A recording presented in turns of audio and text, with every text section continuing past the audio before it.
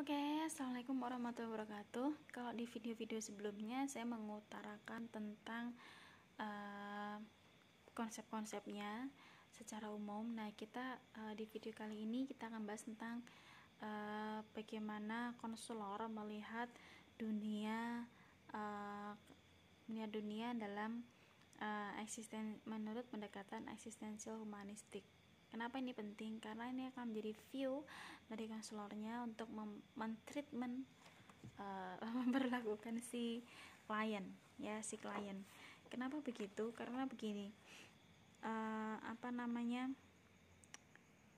pemahaman si konselor tentang dunia si klien itu menjadi penting karena ini menjadi titik balik bagi si klien atau konseli. Ya, begini. Terapis atau konselor itu melihat dunia klien itu sebagai sesuatu, dia tidak terlibat sepenuhnya, tetapi dia akan menunjukkan kepada klien ini yang dia rasakan, ini yang dihadapi. Jadi ketika si konselor itu di titik mengangkat kesadaran si klien atau konseli, maka dia akan menghadapkan si klien ini dengan sesuatu di dalam dirinya, apa yang membuat dia insecure. Memang nantinya akan ada proses menggali di sana. Jadi kalau pakai asosiasi bebas bolehlah, ya, pakai asosiasi bebasnya psikoanalisis untuk mengetahui masa lalunya si klien, masa kecilnya misalnya, atau peristiwa apa yang pernah terjadi sebelumnya yang itu mempunyai dampak terhadap mungkin pembentukan kepribadiannya di masa dewasanya. Ya, jadi istilahnya kalau sekarang terbentuknya kepribadian seperti apa, mungkin itu terbentuknya di awal masa kehidupannya. Jadi kehidupan kan seperti itu. Dan dan konselor melihat dunia si klien itu sebagai sesuatu yang subjektifnya si klien. Jadi klien itu akan mengungkapkan dunia perspektif subjektifnya dia, apa yang dia rasakan, apa yang dia pikirkan tentang dirinya sendiri, tentang apa yang dia alami, ya. Kalau dalam asosiasi bebas kan dia dibebaskan menggunakan kata-katanya sendiri, maka dari situ nanti konselor akan tahu apa yang dirasakan si klien, karena sebuah peristiwa bisa jadi dirasakan, dipikirkan dan dilihat sebagai sesuatu yang subjektif bagi seseorang menurut pengalaman subjektifnya sendiri. Dan ini penting bagi konselor untuk tahu dunia si klien, sehingga nanti konselor akan punya gambaran apa sih yang dirasakan klien, apa sih yang dipikirkan klien, sehingga akan menjadi sebuah penjelasan lah kenapa perilaku, tindakan, pikiran, perasaan klien saat ini menjadi seperti saat ini, seperti apa di masa lalunya.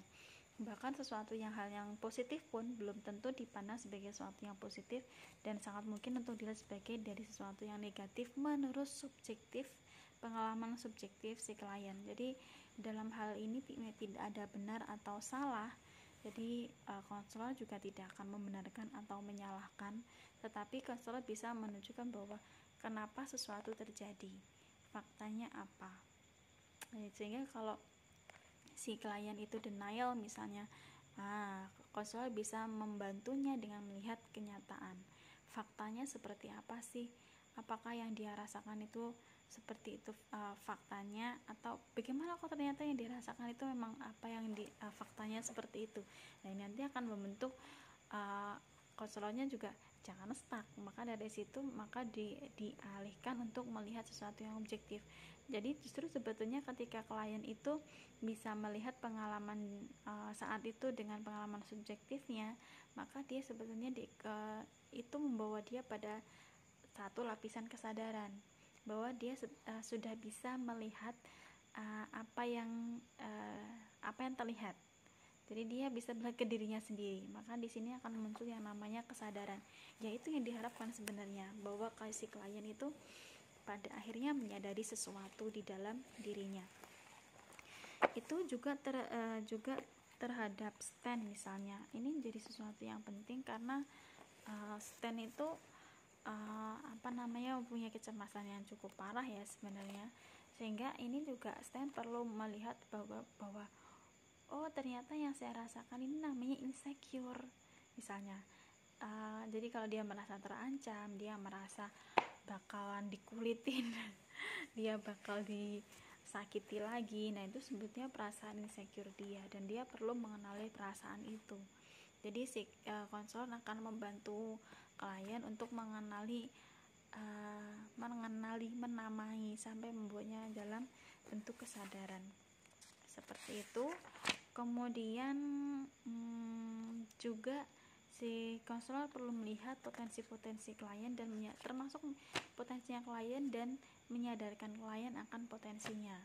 Karena ini kalau nggak dilakukan ya klien nggak akan menyadari. Termasuk begini, kadang-kadang potensi dalam diri seseorang itu yang bersangkutan itu nggak menyadarinya loh. Baru menyadarinya kalau ada orang lain yang ngasih tahu, ketemu dengan pengalaman tertentu yang membuat dia menyadari adanya potensi itu misalnya. Jadi ini juga penting untuk disampaikan kepada klien. Kemudian konselor juga harus melihat dunia klien secara dari sisi perspektif si klien, betapapun subjektifnya itu. Karena dari subjektivitas klien ini juga nantinya akan memunculkan mungkin adanya retensi atau transferensi atau yang lainnya, sehingga dan ini mungkin klien tidak menyadari, sehingga konselor yang akan membawanya kepada kesadaran seperti itu. Itu ya bagaimana konselor menghadapi si klien. Memang bukannya anonim ya, tetapi memang lebih banyak guidance-nya, ya menunjukkan seperti itu sih. Itu yang akan lebih banyak dilakukan oleh si konselornya. Oke, terima kasih sudah menyimak video ini, semoga membantu. Jika belum paham, boleh dibaca ulang lagi di bukunya. Terima kasih ya, gunakan ilustrasinya Stan kalau masih sulit untuk dipahami.